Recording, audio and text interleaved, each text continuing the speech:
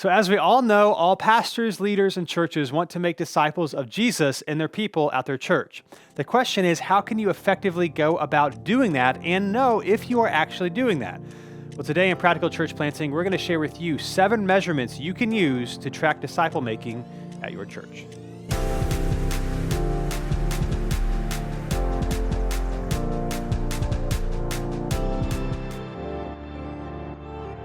Thanks for joining us again today on Practical Church Planting. Today we're going to be giving you 7 measurements you can use to make disciples. So we talked about this a little bit last episode about a discipleship plan. Yep. So now we're going to break down how you actually do it. It's also now after Thanksgiving. Christmas music should be in full screen swing. I'm a pre-decorating Christmas music before Thanksgiving. So The rest of you, welcome. We had stuff up before Halloween. So. Yes, you're crazy. We're ready. Here we go. Here are the measurements. Again, things that practically do. Again, it's just one of those things. People talk about discipleship plans. They're confusing. They're intimidating. But it doesn't have to be. Again, we said last episode, it can't be things that you just hope to happen. Mm-hmm. You've got to know, what are you asking your people to do? And if they're actually doing it, and the hope is if they're actually doing it, they're likely growing closer to Jesus. And so here are some of the things that you can track, or some of the things that can actually be measured to whether or not people are doing it, whether or not disciples are being made. Mm-hmm. So here we go. Number 1, community groups, involvement in community groups. Now this one, some of these are kind of obvious in terms of if you're a part of a group, the chances are, you're growing a relationship with Jesus. Now again, for us, we have a couple of these. It's not that you just have to pick one, but right. Whatever your discipleship plan is, you might want to pick a couple of things that, again, are people involved and not, and it's not a guilting thing to get people involved in it. It's just these things you can do. One of the things we do is we don't just track who is in a group, but we also track community group attendance, which can be helpful. And so we have a little spreadsheet that gets sent out to all the community group leaders, and they just put an X next to everyone's name who's there that night. Yep. And it's not nobody says where were you or whatever. It's just, it's easy. It's helpful to know that if someone misses a lot, it's not just, I think they missed a lot. You actually have the data for it to know if something is going right or wrong. And so don't just rely on if people have signed up for groups, because you can sign up for stuff and not actually do it. Mm-hmm. So one way to make it a little step further is to make, and we would say make the spreadsheets or however you want to do it for your leaders. Don't make them do it. They won't do it. Yeah. Just send it to them. And then you might have to remind them every week until they get used to it. And that's okay too. Hey, can you check who was there? But group attendance or involvement is one measurement you could track at your church. Yeah, tracking attendance is really helpful because the different personality types are different, obviously, and some people are more gracious than others. And what I've seen is people with good intentions, but I've seen group leaders say these people are all in my group. Yeah. And then we start looking at attendance and realize that person hasn't come in close to a year. And they don't mean anything dishonest by it. Yep. And they might not even realize it's been that long, but they, obviously, when you're a leader, you kind of know more intimate details about people's lives, and you may know the reasons that they're not coming and kind of making concessions for them. But it's helpful for leadership to know, honestly, we don't consider this person as being in a group because they don't come. Yeah. Or maybe only one of the 2 spouses comes, and that's kind of can be an indicator of some things, and it's just helpful to see. And so sometimes having someone that's not in the weeds of that one specific group, being able to see some of these details really helps determine kind of where a person is heading spiritually. Yeah, and obviously, by groups, I mean whatever your church does. It's a Bible study, it's a small group, it's a missional community. If you have them, or you want to have them, this is a easy thing to track or to measure. That part of our plan is that we want people to be in groups. Again, for us, because it's something that it's an expectation we have of our partners or our members here at New City.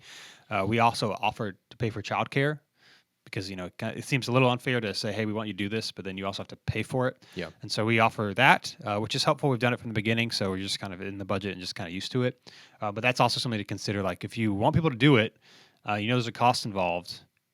Offer that. Not everyone will take you up on it, which is kind of surprising. Yep. But just have it. Yep. Because if you ask people to do something and it's going to cost them money, you got to be cognizant of that. Yeah. One of the things that we do, which we've talked about before, is we have certain things that we ask of all of our partners or members, which we'll kind of talk about as we go on. But every January, we contact everybody basically giving them the option of if they kind of want to renew for another year, if they want to continue with us, but also gives us an opportunity to see if they're doing the things that we ask them to be doing. Yeah. And this is one of those things. And if we just kind of had a list of this is all the people in groups, then I think we'd have a lot, there wouldn't be as many people we'd be asking about groups because we just assume you're in it. But if we're actually seeing attendance and saying, hey, I know you consider yourself part of this group, but you really haven't been attending consistently and like consistently, graciously consistently. Right. We understand that things happen, but like it's just clear you're not attending this group anymore. Then we can have that conversation where if we weren't tracking attendance, we wouldn't really know when these things kind of start to fall through the cracks. Yep. So one measurement you can do is group involvement, whatever your groups look like. Number 2, financial giving is another thing that you can track. Do people give consistently? When was the last time they give? Have they given anything in 3 months? Do they give, or not 3 months, like I meant like a year? Yeah. Do they give once every 4 months? Like what does that look like? We have other episodes on this. I know part of it is your conviction. So a lot of pastors seem to not want to look at giving. I always I don't want to say challenge. My thing to consider is, why is that the case? I have found that a lot of pastors just assume you're not supposed to because they hear a lot of other pastors do it. Now, if you have the conviction not to look at giving, then do that. Go for it. But if you're like, I don't know, that's what everyone else does. My encouragement would be this: if you're a pastor, you know everything about people. Like, you know how they're doing, you know about their sex lives, some of them, you know about their struggles, you know about their sin issues. Why would money, that is such a big part of our life, not also be something that you would want to know about? And I also get the tendency of assuming that you're going to treat people differently. But I would say 2 things. 1, do you treat people differently in your church because of other issues they have? Probably not. And 2, as someone who looks at financial giving, I can tell you I don't. Like, I thought I would too. I don't. And so you'd have to know this. And so if your church, and also if you're like, this is a good measurement tool, I want somebody to know. Obviously, you're going to have somebody who knows this stuff. But if you're like the lead pastor or one of the leaders, you got to know this, or else like you can't speak into it. And so all that to say, do what you're convicted of doing. I encourage pastors to look at giving because it's such a big indicator of people's hearts and their faithfulness and like where they are and their trust in Jesus. And so I think you should look at it. But regardless, maybe this won't be for you if you don't want to. But if you do want to, I'll just say, if you think financial giving is a good thing to track for part of your discipleship, then you have to look at it. You can't have someone else look over it. You have to look at it too if you're the lead pastor. So that's for us. One of our things is, if you're a partner, you have to financially give. We don't ask you to give 10%. We don't know what people make. We ask people just to give and give consistently, which is at least like once a month, essentially. Now, you can cheat the system, obviously. You can make $150,000 a year and give $50 a month. Sure. And that would, quote unquote, count, I guess. Yeah. But that's not our goal. We just talk about money a lot. It's a thing. Again, we think if you're giving in some capacity, that means you're on board here, you're invested. If you don't give here, you need to go to a church that you can get behind. So for us, one of the things we measure is financial giving. Yeah, and if you're worried about money, money issue being too private, kind of like you were saying, I mean, obviously you're involved in most areas of a lot of people's lives. But one thing I've seen in every community group or small group I've been a part of, which is a bunch, there's always consistently, that's always been an issue that somebody talks about. Yeah. Somebody has always having money issues or a struggle in that, and they're willing to share it with the people that they're close with.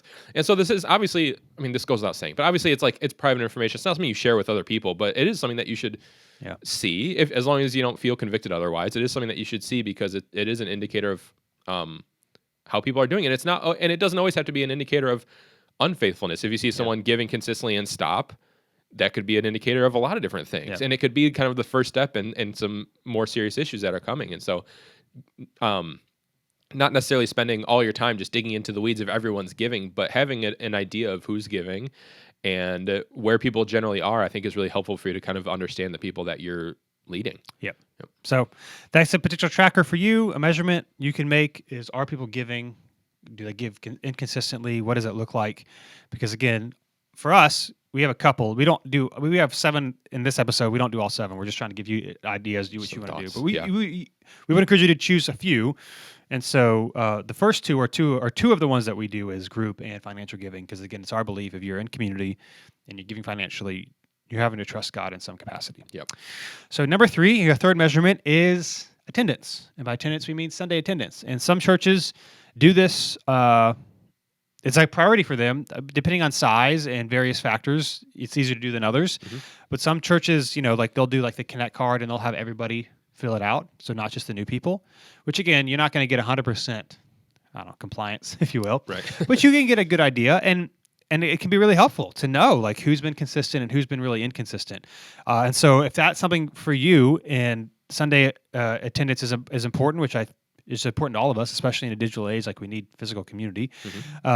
you got to figure out a way to track it. So again, when it comes to this discipleship stuff, it can't just be I hope people are coming or I hope people are doing this. Like if you want it to be one of your things that you are including in your discipleship plan, I guess, you got to have a way to know if it's happening or not. So attendance is one of those things, but it can't, even if you're a new church or a small church and you've got 40 people coming, again, it can't just be, well, I just kind of know who's coming and who's not, because you forget, you miss people.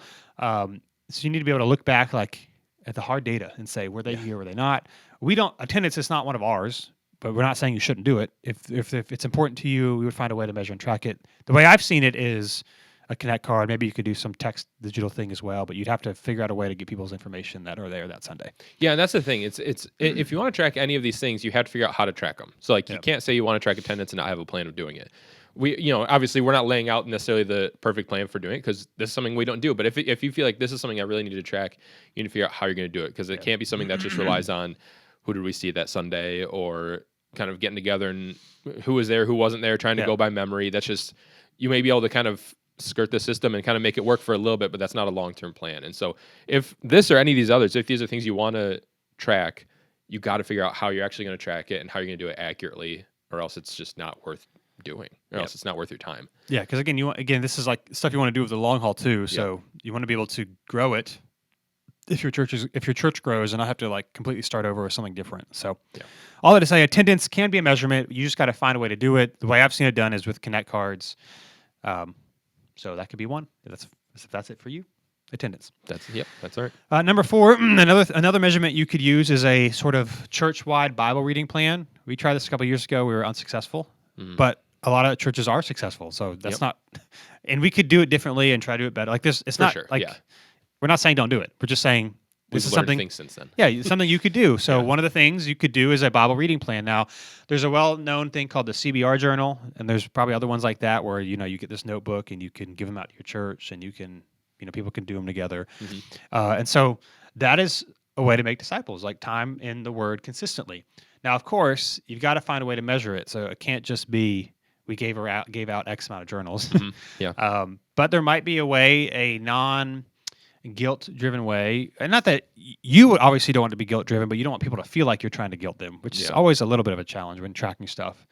But if there's a way to measure a Bible reading plan, again, if you're smaller, it might be easier to do, and you might figure out a way to do this that as you grow, you can continue to do it. And so what does Bible reading look like? Is there a plan? And is there a way to see if people are involved? This is another great way to see if disciples are being made. Yeah, the way we did this, which I wouldn't say mirror the way we did it, because I think we did it semi-successfully at points and semi-unsuccessfully at points. But it may be a jumping off point. Is we did this. It's the CBR community Bible reading, right? And it's just through a chunk of the Bible. I forget how much, but everyone's reading the same passage and journaling on it each day. And so what we did for a time is we had one of the staff members each day do like a Facebook Live going through that passage. I don't know if we did it on our public page or if it was like in a group or something. It was a group, yeah. And so that was a way which we thought would help us see like who's engaging in it, and not just we're handing out notebooks and assuming everyone's doing it. Now, over the long haul, as we continued doing it, most people didn't engage. As it went on, people stopped engaging. So I'm not saying that's necessarily the way you should do it, but something like that where you can actually see, are people engaging with this still? How are people actually reacting to this? Is it just something we handed out, people thought it was a good idea, and then never stuck with it? I think is what you need to do to make these things successful. Unless if it's just something you want to encourage people with in January and hope they go with it, then great. But it's not something that you're going to be tracking as a form of discipleship. Yeah, and the thing that is important about this too is remember that if you want to measure these, you have to talk about it. It can't just be once a year. So we don't talk about groups every week. We talked about recently how to do more group signups, and that was an episode where we talked about that. So we don't talk about it every week, but there are a couple of times of the year where we talk about it for a couple of weeks, or serving or stuff like that. And so if the Bible reading is something you want to do, you can't just mention it in January and never mention it again. You got to mention it every so often, and maybe even explain it to your people in a way of however you're going to track it, whether it's they check something, they submit something, reminding them that this is not we're following up on whether you're being faithful. You can use language of we're trying to see if this is something that works for us and how many people are engaged in it, just to know how we can tweak it, how we can do better, or if we should try something else. So, and that's part of this too, is you just got to do stuff and see what works and then change it. Yeah, exactly. You're not going to know until you do it. So Bible reading is a great thing. You just got to figure out how to track it, communicate it in a way that people don't feel like if they don't do it, they're less than. And then you have to mention whatever your measures are. You have to mention them often, not that they're measures, but to encourage people to continue to be involved in the things that you think that they need to be involved in for your church to make disciples. And the tough thing with something like a Bible reading plan, if you use something like we did, which is like a guided thing where everyone's doing the same thing, is you can absolutely be growing closer to Jesus and spending time in the Word and doing the things you're supposed to be doing and just be doing something different than the church is doing. So that's why this one can be a little bit tougher if you go that route of like that. This is why you don't want people to feel necessarily like guilted into doing it, because not doing it isn't an indicator of unfaithfulness. It can be, obviously, it's potential to be, but it's not like this is the only thing someone can be doing to be faithful in that. And so that's kind of a tricky one, I think. I'm sure there's a way to track it well, but I think that one could be a little trickier than others. Yep. So all to say, Bible reading plan is definitely a measurement. Just try to figure out how to track it. Yep. And I'm sure there are great ways to do it, but if that's important to you, again, don't just talk about it and hand out journals or hand out Bible reading plans. You've got to know if people are doing it or not. Mm-hmm. That was number 4. Number 5, another measurement is serving. How many people are serving, and are they actually serving? That's kind of one of those. Yeah. Same thing with membership. You have these churches that have these massive memberships because they never do anything with them. It's like you're once a member, always a member, and you've never been anywhere until it's time to vote in a new pastor, and then people like just show up. Yeah. Who knows why. So serving. So again, this for us is another one of ours. So Bible reading is not one of ours. Attendance is not one of ours. Serving is. So we ask if you're a partner at New City that you serve in some capacity. For us, it's on Sundays, we ask people to serve once a month. Some people can do twice a month. We kind of limit it that. We don't really want people to do more than twice a month, even if they really say they want to. Yeah. Most people will say no to that. And then, of course, there's other things. It doesn't have to be on a Sunday morning. There are other ways that people can serve. They can be a group leader. They could do other various things. But in some capacity, you have to serve because, well, if this is your church, it's kind of like for us, it's kind of like the financial thing. If you don't want to serve here, you need to go somewhere where you want to get behind the mission. Yep. And so, again, in our estimation, if you're in a group, and as long as we know there are exceptions to being in groups, but it's the exception, not the rule. There are seasons of life or things going on where you can't be in one. We totally get that. But we ask people to be in group. We ask people to give financially. We ask people to serve in some capacity. And it's our belief that if you are doing these things, you're in community, you're trusting God with your finances, you're serving people, which also probably means you're showing up, at least when you serve. Yep. That's it. That's just a side benefit of getting people to serve, in our culture, especially coming out of COVID where people are even less likely to come in person. Mm-hmm. Serving is a great way to help people stay engaged because they will show up if they have to serve more likely than not. So anyway, serving isn't one of ours. It's a measurement. We know if you're serving or not. We know if you're on a team. That's a great way to see if people are growing closer to Jesus. Yeah, exactly. And it's like, I think serving in groups are the two things that, I don't know, I would make arguments that everyone should be tracking, because like those are the things that I've seen that will cause people not just to grow closer to Jesus, which is true, but also that will actually cause them to have community in the church. Because like it's super, especially different personalities, it's super easy, even at a small church like ours, to come to church consistently. And I've seen this multiple times, consistently, faithfully for couple years, and make have very little relationships there. Yeah. Because like, especially if things that, if you got kids you're trying to get in and out or whatever, or if you're someone who like works on a Sunday, it can be very easy to show up when service starts, get out when service ends, and not even think you're doing anything wrong. And so I've seen multiple instances where people were doing this until they started serving or being in a group, and it kind of forces them to have relationships with people. And that's when people, I think, start to actually feel like this is my church. This is like a place I want to be. And obviously we know like community is how people grow closer to Jesus. And so these are things that I think that it's really helpful to figure out a way to track. We track it through, it's easy for us to track. We use our church management software as Planning Center, which we schedule everyone through. So it's very easy to see who serves and who doesn't. Yeah. So something like that's very easy to, but if you have some other system, whichever system you have, just make sure it's something that you can accurately track, not just if you asked them to serve or if they're scheduled to, but if they actually showed up and actually did serve.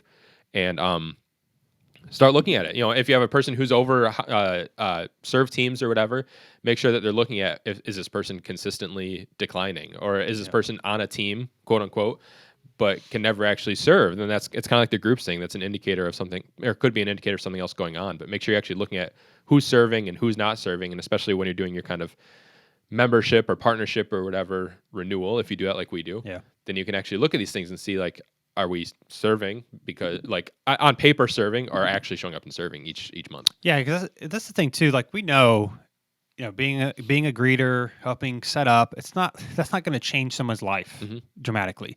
But it's not just about that. It's about the community and the involvement that comes by being by serving. Yeah. You take more ownership in the church and the people. You're more cognizant of new people when they walk in and the environment that is created. And so if you serve, you're more likely to be engaged in the church, even the weeks that you don't serve, because you know this is my church and Yep. you know other people are serving and you know what goes into it. And so for us, again, it's not the act of just serving once a month or twice a month that's going to radically transform your life. We just believe that if you're engaged in a community and serving allows you to do that, that's what's going to help grow you. And so that's why for us, serving is one of the measurables we ask people to do and that we track Yep. for, following Jesus. Yep. Exactly. So that's number 5. Number 6 is membership. Now, for us, how we do it, we call it partnership. It's not something that we track in the sense of as long as you're a partner, that counts as your discipleship. But for us, how it works is that if you're a partner, we have expectations, and in the expectations of partnership, you're going to be growing closer to Jesus. So like Yep. giving, serving in a group. Obviously, you have to be a Christian, which is not like an ongoing thing. I mean, it is an ongoing thing, but it's not like something you have to like be tracked necessarily. Yeah. And then we ask people to just be faithful where they are, which again, we don't track that. And so the only real 3 things we track are groups, serving, and giving. And that's what we do. No, so partnership or membership for us is not a thing, but depending how you structure it, it might be able to be a thing. Mhm. Like if you're a member and I'm trying to think, like for us, if you're a member, you got to do these things. So we do it that way, but membership itself is not a thing that we count towards discipleship. But there might be something that you do once a month. Maybe you have members meetings and there's things that go on there. Yeah. I don't know, but membership could be something that you measure. Just remember that it can't be like a one and done thing. So there has to be something about it that is like a continual practice, so that if people are a member, they are doing something that's going to help them in the relationship with Jesus. Yeah. It's like our membership is like our umbrella for 3 of these different things, Yeah. which we already talked about. So we don't need to rehash them.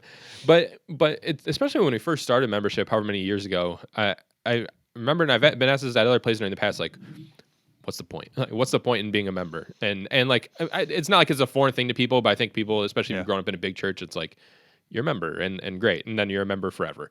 But I think one of the things that helps is like we actually track things that show that you're growing closer to Jesus, and obviously part of being a member is that you're growing with Jesus.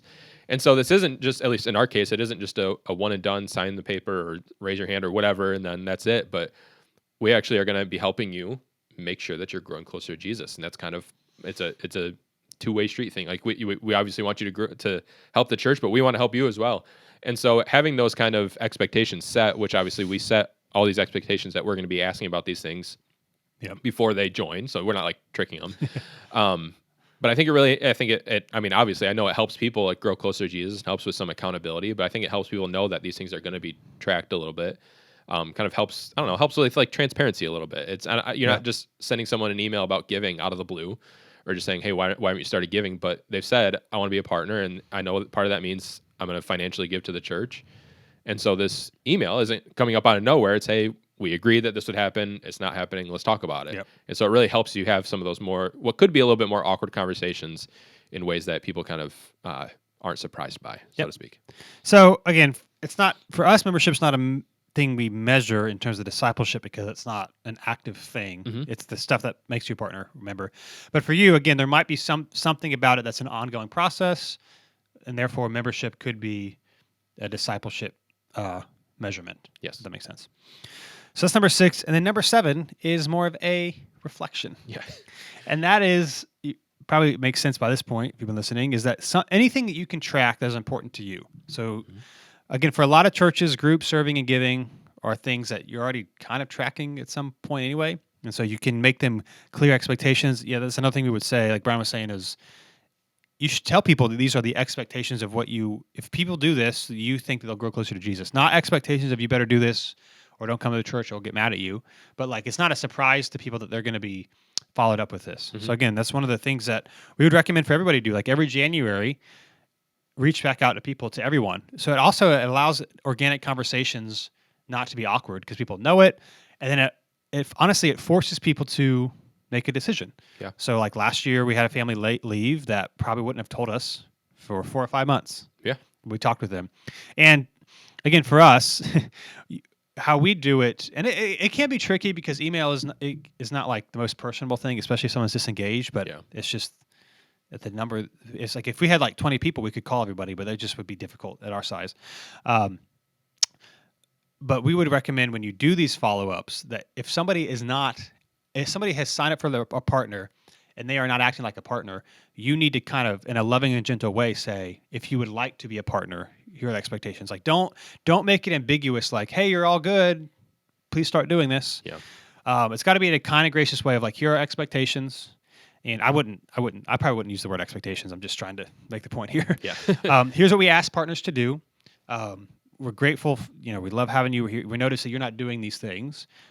So as we look, into our partnership of this year, would you like to re-engage as a partner, or do you want to continue whatever? So that there has to be an answer there. It can't be some ambiguous thing because they won't.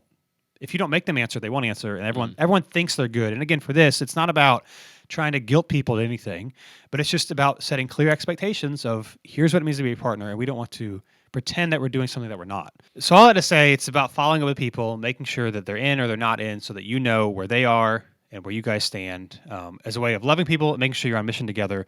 Now, how did I end? What did I say right before we stopped? I wanted to say that. I liked what I I said. don't remember. What was the last thing I said?